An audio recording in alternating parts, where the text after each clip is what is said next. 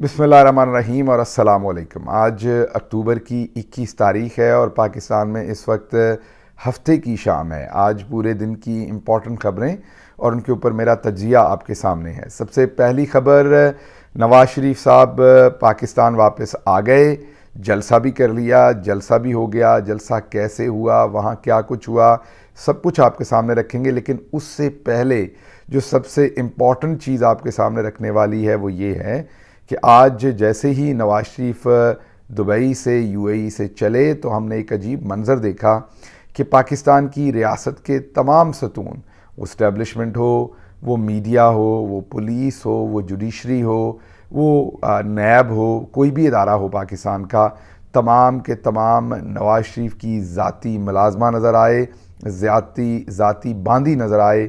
सारे के सारे पूरा निज़ाम, पूरी रियासत नवाज शरीफ के आगे लेटी नज़र आई। जी हाँ, वही नवाज शरीफ जो 3 बार अभी तक डील कर चुके हैं, इस्टेब्लिशमेंट की गोद में पैदा हुए, फिर उसी इस्टेब्लिशमेंट को गालियाँ दी, फिर मुल्क दुश्मन उसे कहा और यहाँ तक कहा कि जो बम्बई के अंदर हमले करवाए थे उसमें पाकिस्तान की फ़ौज इन्वॉल्व थी।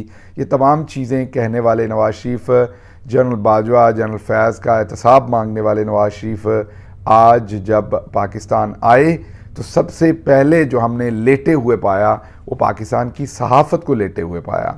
आप ज़रा मुलाज़ा फरमाइए किस तरीके से पाकिस्तान की जो सहाफ़त है वो ना सिर्फ हाथ बांधे खड़ी थी, बहुत सारे इसमें लिफाफे भी थे, कुछ शायद शौकिया फ़नकार चले गए। बहरहाल ये पूरी की पूरी सहाफ़त जो है वो एक मफरूर मुजरिम के सामने हाथ बांधे खड़ी थी, बल्कि एक दूसरे को थप्पड़ो थप्पड़ी हो रही थी कि कायदे किल्लत के करीब किसने जाना है। जहाज़ के अंदर लड़ाई हो रही थी, फिर इसी जहाज़ के अंदर चोरी तक होने की खबर टेलीविज़न ने नशर की कि नवाज शरीफ के जहाज़ के अंदर चोरी हो गई, ये खबर तक नशर हुई। उसके बाद हमने देखा कि किस तरीके से सहाफ़ियों ने एक दूसरे से लड़ाई की अंदर कि किसने आगे जाना है, किसने आगे जाना है। तो हाथ बांधे पूरी सहाफ़त जो है वो बिकती हुई हमें नज़र आई। वहाँ से जैसे ही तैयारा जो है वो इस्लामाबाद की हदूद में आया तो साले ज़ाफ़र साहब ने जियो टीवी के ऊपर रिपोर्ट किया कि तैयारा अडयाला जेल के पास से गुज़रा तो वहाँ पर इमरान खान के ख़िलाफ़ तैयारे के अंदर जो है वो नारेबाजी की गई। तैयारे के अंदर ज़्यादातर तो सहाफ़ी थे और फिर नारेबाजी साले ज़ाफ़र से कोई पूछे कि किसने कर दी तो हम तो पहले से कहते हैं कि ये नून लीग के मेंबर्स हैं, ये सहाफ़ी नून लीग की जमात के लोग हैं ये। तो आज साले ज़ाफ़र साहब की रिपोर्ट ने ये साबित भी कर दिया कि नून लीग के कारकुन सहाफ़ी जो अंदर थे उन्होंने इमरान खान के ख़िलाफ़ अडयाला जेल के ऊपर से गुज़रते हुए नारेबाजी भी की। उसके साथ साथ हमने जैसे ही तैयारा उनका उतरा तो हमें पाकिस्तान की नैब जो है, जो पाकिस्तान का नैब का इदारा है, जो इस टाइम एक रिटायर्ड लेफ्टिनेंट जनरल साहब के अंडर है, वो हमें लेटी हुई नैब नज़र आई नवाज शरीफ के सामने।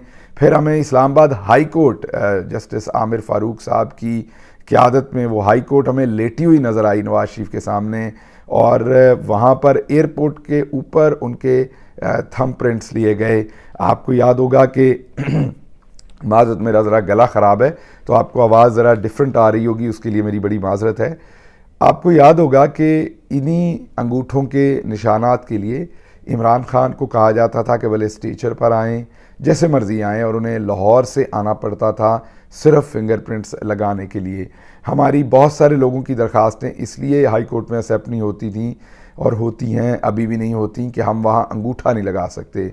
और आज नवाज शरीफ को सहूलत ये थी कि उनको अंगूठा लगवाने के लिए अदालती अमला जो है वो एयरपोर्ट के ऊपर पहुंचा हुआ था, अपना कंप्यूटर, अपना रजिस्टर, अपना सब कुछ लेके। और जब वहाँ पर पहुँचने पर अखबारी नुमाइंदे सवाल कर रहे थे तो जो अदालत थी वो ये तमाम काला काम, ये गंदा काम नादरा पे डाल रही थी। नादरा का तर्जुमान आगे से ये तमाम काम जो है वो वापस इस्लामाबाद हाई कोर्ट पे डाल रहा था। इस्लामाबाद हाई कोर्ट कह रही थी हमने कोई टीम नहीं भेजी, नादरा ने भेजी। नादरा कह रहा था हम नहीं भेजते ऐसी टीमें अदालत भेजती हैं, ये उन्हीं से पूछा जाए। गंदा काम कर रहे थे दोनों इदारे, मान कोई नहीं रहा था। तो सबसे पहले तो हमने वहाँ रियासत को लेटे हुए सामने पाया नवाज शरीफ के। उसके बाद हमने ये देखा कि जो रियासत है उसने उसी इमरान खान को फिंगरप्रिंट दिलाते हुए उसी कमरे के अंदर आपको याद होगा रेंजर्स ने जिस तरीके से तोड़ फोड़ करके उनको गिरेबान से पकड़ के गाड़ी के अंदर बिठाया था। ये बताने की कोशिश की थी कि पाकिस्तान के अंदर जो इदारे हैं वो एक मुंतखब वज़ीर आज़म की तजलील किस तरीके से आवाम के सामने कर सकते हैं, उनमें कितना ज़ोर है। आज वही रेंजर्स के जवान भी जब नवाज शरीफ उतर रहे थे त्यारे की सीढ़ियों से, तो वो भी अलर्ट, हशाश बशाश, हाथ पीछे बांधे, आप तस्वीर में देख सकते हैं, वो वहाँ खड़े थे और मुस्कुरा रहे थे, अपनी नज़रों से फूल निशावर कर रहे थे नवाज शरीफ के सामने। उसके बाद हमने ये भी देखा कि लाहौर पुलिस के मायानाज CCPO वो वहाँ पर मौजूद थे, कमियाना बिलाल सईद कमियाना वो वहाँ पर मौजूद थे। और ऐसा नहीं कि बिलाल सईद कमियाना को CCPO लाहौर की पोस्ट मीन इस तरह की पोस्ट इसी हुकूमत ने नवाजी है। बुज़दार साहब के ज़माने में भी ये शेखुपुरा के RPO रहे हुए हैं, हाँ, लेकिन और बाद में हटा दिए गए थे। लेकिन कहने की बात यह है कि ये वही CCPO साहब हैं जिनके ज़माने में इमरान खान के घर के ऊपर बार बार हमले होते रहे, घर का गेट तोड़ा गया, उनको गिरफ़्तार करने की कोशिश की गई, ज़िले शाह शहीद हुआ, लाहौर के अंदर बकरों की तरह पाकिस्तान तहरीक इंसाफ के वर्कर्स को ज़िबा किया गया, औरतों की असमत दरी पामाली की गई, औरतों की चादरों के ऊपर हाथ डाला गया। ये सब कुछ बिलाल साहब के ज़माने के अंदर ही हुआ। और आज हमें बिलाल साहब की क़यादत में पंजाब पुलिस वहाँ पर सामने लेटी नज़र आई जब नवाज शरीफ को उतरते ही बिलाल सईद कमियाना की जो कोनी थी उसमें खम के बगैर ऐसे सलूट किया गया नवाज शरीफ साहब को। आपको याद है एक मोहतरमा ने पहले पेंसिल गिरने के ऊपर पाँव से पेंसिल उठा के मरियम सफदर साहबा को दी थी, मरियम नवाज साहबा को, और उन्होंने भी सलूट ठोका था। आज बिलाल सईद कमियाना साहब ने पुलिस की वो रवायत बरकरार रखी, लेकिन जहन में ये रखिएगा ये वही पुलिस है जो इमरान खान का गिरेबान पकड़ने की तरफ जाती थी, आज ये सलूट पे सलूट ठोक रही है। बहरहाल आगे चलते हैं। जो DMG है ब्यूरोक्रेसी का, उन्होंने कहा हम कैसे पीछे रह सकते हैं। लाहौर के कमिश्नर अली रंधावा साहब कम अज़ कम जट होने का ही कोई ख्याल कर लेना सी, लेकिन चलो खैर है। रंधावा साहब भी वहाँ थे, उन्होंने तो इतना झुके के पीछे से शर्ट ऊपर हो गई, मुझे अफसोस हो रहा था, जट भी हैं इसलिए भी तकलीफ़ हो रही थी। रंधावा साहब अमेरिका में मिलते हैं ऐसे कोट, पाकिस्तान में सलवाए जा सकते हैं, पीछे से थोड़े से लंबे होते हैं, जैसे मैं लंबा हूँ तो लंबे लोगों के कोट जो होते हैं वो पीछे से 1-आध इंच थोड़े से लंबे होते हैं ताकि वो जब चलें भी तो वो पीछे से शॉर्ट ना लगें। आपने क्योंकि झुकना भी होता है, अब तो नवाज शरीफ साहब लाहौर आ गए हैं तो रंधावा साहब आपने बार बार झुकना होगा, आप लंबे भी हैं माशाल्लाह और ऊपर से आपने झुकना भी है, तो पीछे से आपकी जो मियाँ वाली है, मैं वो उसको चलें और कोई सिब्बी नाम ले लें, जो भी नाम लेना है, मैं तो एहतराम से कह रहा हूँ, वो बार बार बेपर्दगी उसकी होगी, तो मेहरबानी करके पीछे से थोड़ा सा 2 इंच की बजाय 4 इंच लंबा कोट रख लें, क्योंकि झुकना तो रंधावा साहब अब आपने आए दिन है, मरियम बाजी भी वहाँ हैं, नवाज शरीफ भी वहाँ हैं और दरबार लग गया है, तो आपने आज जो ये किया है ये तो बार बार करना पड़ना है। तो मेरे भाई कोट ले लीजिए लंबा, अगर फुर्सत नहीं है, ज़्यादा आजकल काम है जो दिया हुआ है तो किसी और के ज़ुम्मे लगा दें, कोई आपको वो कोट पहुंचा दे, लेकिन ले लीजिए ज़रूर। DMG की भी बेइज्जती है। इस DMG के अंदर आप देखिए, इस DMG के अंदर बहुत बड़े बड़े शानदार ऑफिसर्स ने अपना करियर जो है वो अंजाम दिया हुआ है, तो इसलिए आप उन्हीं की थोड़ी सी अपने पुरखों का ख्याल रखते हुए, ब्यूरोक्रेसी के पुरखों का ख्याल रखते हुए आपको ये कोट ख़रीदना पड़ेगा। उसके बाद लाहौर की डिप्टी कमिश्नर, लाहौर की दूसरी सारी ब्यूरोक्रेसी वो लेटी हुई थी सामने। फिर नवाज शरीफ वहाँ से निकले, तो अभी निकले ही थे तो हम क्या मंजर देखते हैं कि तहरीक इस्तेहकाम, जहांगीर तरीन बड़ी शान के साथ तहरीक इस्तेहकाम बनी थी। तहरीक इस्तेहकाम के अंदर जो पाकिस्तान तहरीक इंसाफ से लोग गए थे उन्होंने भी बड़े बड़े बयान दागे थे, देखें जी हम इसमें इसलिए आए हैं, नवाज शरीफ की पार्टी में तो हमारी जगह नहीं है, उसकी सियासत से तो हमारा तर्ज़ अमल नहीं मिलता, उसमें तो हम नहीं जा सकते, इसलिए हम तहरीक इस्तेहकाम में आए हैं। मीन हमें बताया जाता था कि तहरीक इस्तेहकाम मुख्तलिफ है, नवाज शरीफ मुख्तलिफ है। आज जहांगीर तरीन साहब का हेलीकॉप्टर और उनका ज़ाती मददगार ओन चौधरी वहाँ पर वो भी झुके हुए खड़े थे, लेकिन ओन चौधरी साहब बेहतर थे क्योंकि उनकी प्रैक्टिस है झुकने की। उन्होंने शलवार कमीज़ ज़ेब-ए-तान की हुई थी और उन्होंने वास्कट पहनी हुई थी और वो भी पीछे से लंबी रखवाई हुई थी, क्योंकि उन्हें पता था उन्होंने ये काम करना, एक्सपर्ट हैं, तो वो उन्होंने ऐसा मामला नहीं किया। इसहाक डार उन्हें लगातार थापियां देते रहे पीछे जब वो नवाज शरीफ को मिल रहे थे। तो ये आपने देखा आज मंजर। उसके बाद उस जहाज़ के ऊपर वो उड़े, फिर उनका जब काफ़िला, गाड़ी उनकी काफ़िले की चली, तो उसके ऊपर जो लाहौर की सिटी गवर्नमेंट है उसकी क्रेनों के अंदर उसको सड़क के ऊपर खड़ा करके क्रेन को उसके ऊपर से फूल बरसाए गए। मीन पंजाब की जो गवर्नमेंट थी वो फूल फेंक रही थी, मीन कोई ऐसा ना हो कि कोई रह जाए। अदालत से लेके, नैब से लेके, रेंजर से लेके, लाहौर की डीएमजी, लाहौर की पुलिस, मीन कोई शहर रह ना जाए। तो जो ज़िली हुकूमत थी उसने भी अपना काम जो है वो तमाम किया। फिर जैसे ही हेलीकॉप्टर नज़र आया, मेरी बाजी ने रोना शुरू कर दिया। बाजी को एक बात पता है, बाजी हैं अक्लमंद। बाजी ने मेकअप आज बहुत महंगी जगह से करवाया हुआ था, मुझे पता है कहाँ से करवाया, नाम नहीं बताऊंगा क्योंकि फिर उनकी शामत आ जाएगी, लोग उनको बुरा भला कहेंगे। जिन्होंने किया था उन्होंने तो अपनी दिहाड़ी लगाई है। बाजी ने मेकअप महंगा किया हुआ था, इसलिए बाजी का एक भी झूठा आंसू भी नहीं आया। अब्बा को देख के सिर्फ बाजी ने वो वाला मुँह बनाया जो कभी कभी बच्चे माँ से फ्रॉड करने के लिए ना वो वाला मुंह बनाते हैं, सॉरी, बाजी ने वो वाला मुंह बनाया हेलीकॉप्टर की तरफ देख के। पता नहीं बाप आ रहा था, बाजी ऐसा तो रोना रोते हैं जब घर से विदा होके जाते हैं या कोई बीमार होता है या कोई फौत होता है। अभी तो वाले साहब आ रहे हैं तो खुश होना चाहिए आपको, पता नहीं आज क्यों रो रही थी। फिर मरियम औरंगज़ेब साहबा, जो उनका काम है मुलाजमा ज़ाती, उन्होंने फट से 2 टिश्यू पेपर निकालती वो 2 हैं, क्योंकि वो ख़ुद को भी मरियम ही समझती हैं, नाम भी उनका मरियम है, तो वो ख़ुद को भी मरियम नंबर 2 समझती हैं। मरियम सफदर को रोना आ रहा है तो कैसे हो सकता है मरियम औरंगज़ेब को ना आए। मरियम सफदर का तो अब्बा आ रहा है, मरियम औरंगज़ेब साहब का भी शायद सियासी अब्बू ही आ रहा है। उन्होंने भी फ़ौरन 1 टिश्यू पेपर ऐसे करके ताकि उनका मस्कारा ख़राब ना हो जाए उसके अंदर उन्होंने रखा। और मरियम साहबा ने तो खैर तरद्दुद नहीं किया, उन्होंने कस के वो टिश्यू पेपर हाथ में ही पकड़ा। ये मंज़र हमने देखा। फिर नीचे मिले बाप बेटी भी और चचा भी नवाज शरीफ के साथ, लेकिन फिर एक दफ़ा रोना हमने आके स्टेज के ऊपर भी किया, वो रोइयाँ सबके सामने भी की ताकि तमाम लोग देख लें कि हम कितना ज़्यादा परेशान हैं। फिर खैर बेचारे मासूम कबूतर कहीं से पकड़े हुए थे, वो नवाज शरीफ के हाथ के ऊपर बिठा दिए और पता नहीं गूंद लगा के बिठाए हुए थे, उड़ नहीं रहे थे। बहरहाल मुख्तसर बात यह है कि आज पूरी रियासत आपने लेटी हुई देखी, आज पूरा सिस्टम नवाज शरीफ के सामने लेटा हुआ देखा। और दूसरी तरफ जब नवाज शरीफ जलसे के अंदर थे तो जो जलसे के अंदर लोग थे वो फुटेज ने, जो ड्रोन फुटेज, मीन इसमें तो कोई शक नहीं कि इस्टेब्लिशमेंट साथ थी, पूरी पंजाब की मशीनरी साथ थी, पूरी रियासत साथ थी। तो 40% खलाई मखलूक के लोग वहाँ पर थे, 40% नून लीग खुद लाई हुई थी, 20% वहाँ पर तमाशबीन भी थे जो वैसे ही आए हुए थे, कुछ पीटीआई के थे, कुछ दूसरे लोग थे जो आए हुए थे, और उसमें मज़दूर तबका भी लाया हुआ था।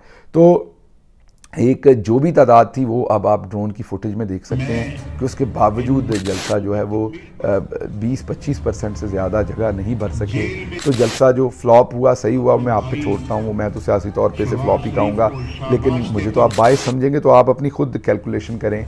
लेकिन मैं तो जलसे से हट के कि पूरी रियासत की ताकत इस्तेमाल करने के बावजूद रियासत पता नहीं कमड़ी हो गई है, रियासत पता नहीं पागल हो गई है, रियासत को पता नहीं किसी फिल्म में काम करना शुरू हो गई है, रियासत को समझ नहीं कि उसने आइंदा आने वाले मौक़ों में भी इस मुल्क के अंदर रहना है, इसी रोब दबदबे के साथ रहना है। रियासत ये सब कुछ कर लेती लेकिन थोड़ा घूंघट को पर्दा रहने देती है अपने ऊपर।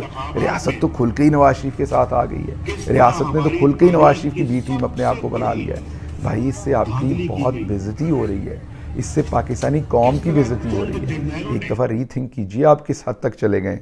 फिर नवाज शरीफ साहब ने तकरीर की, उनकी तकरीर के अंदर बहुत सारे उन्होंने इस उम्र के अंदर झूठ बोले, वो आपके सामने रखते हैं। क्या किया उन्होंने जज्बात से खेलने की कोशिश की। नवाज शरीफ ने असल तो लोगों को ये बताना था कि उन्होंने अरबों रुपए की प्रॉपर्टीज़ कहाँ से बनाई, जिनमें वो 1993 से रहाइश पजीर थे, लेकिन ये बात नहीं बताई और सारी बातें बताई।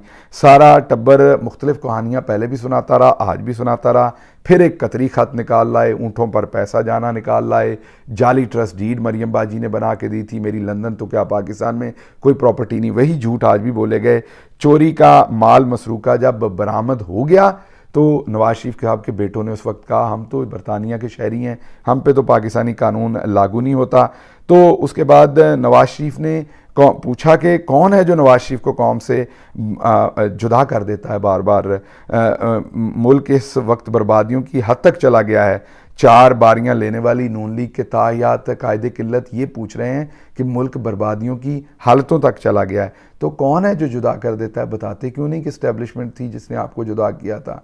आज आप उनका नाम भी नहीं ले रहे थे, आपने तो उनका एहतसाब करना था। अब तो आपने आज दुबई में ही कह दिया मैंने मामला अल्लाह पे छोड़ दिया है। मतलब आपने जनरल फैज़ को और जनरल बाजवा को अल्लाह पे छोड़ दिया है। अच्छा जी ठीक है, ये आपको बताया होगा मलिक रियाज साहब ने जो कल मिले हैं कि आपने अल्लाह पे छोड़ना है ये। फिर नवाज शरीफ तकरीर के दौरान होश खो बैठे, उन्होंने अपने ही भाई का तड़न तख्ता कर दिया। उन्होंने कहा कि पिछली हुकूमत के लोग 1-1 अरब डॉलर के लिए भीख मांग रहे थे। वैसे तो ख्वाजा आसिफ भी बकारी अपने आप को कह चुके हैं और शहबाज शरीफ तो एक्ट ही बकारियों की तरह करते हैं, तो वो तो कोई उन्होंने अनोखी बात नहीं की, लेकिन वो भाई के खिलाफ ही तकरीर कर दी। फिर दौरान तकरीर उन्होंने PTI चेयरमैन इमरान खान का नाम लेकर कहा कि मैं ये नाम नहीं लेना चाहता, मुझे इसलिए निकाला गया कि मैंने अपने बेटे से तनख्वाह ली, ये क्या फ़ैसला था। नहीं, ऐसा बिल्कुल नहीं था। आपको इसलिए नहीं निकाला गया कि ये आप हमेशा ये नैरेटिव देते हैं कि मुझे ओकामा पनामा ओकामा पे निकाला गया। नहीं, आप अपने लंदन के जो अपार्टमेंट्स थी उनकी कोई रसीद नहीं दे सके। आपने झूठ बोला, हजूर ये हैं वो ज़राए, अदालत में वो ज़राए सिर्फ कतरी ख़त था, जाली ट्रस्ट डीड थी, झूठ ही झूठ था। आप उन तमाम चीज़ों की वजह से निकाले गए थे। 70 साल बाद अवाम को पता लगा कि मुल्क को असल बीमारी क्या है, वो कौन सा वायरस है जिसने हमारी तरक्की रोकी हुई है, जो हमें खा रहा है। ये नवाज शरीफ साहब इस्टेब्लिशमेंट की तरफ इशारा कर रहे हैं शायद। अब जब अवाम को इस माजरत अब जब अवाम को इस वायरस का पता लग गया है तो वायरस जिस पार्टी में शामिल होगा अवाम इससे एहतियात करेगी। इस वायरस से पाक पार्टी ही मुल्क बचा सकती है।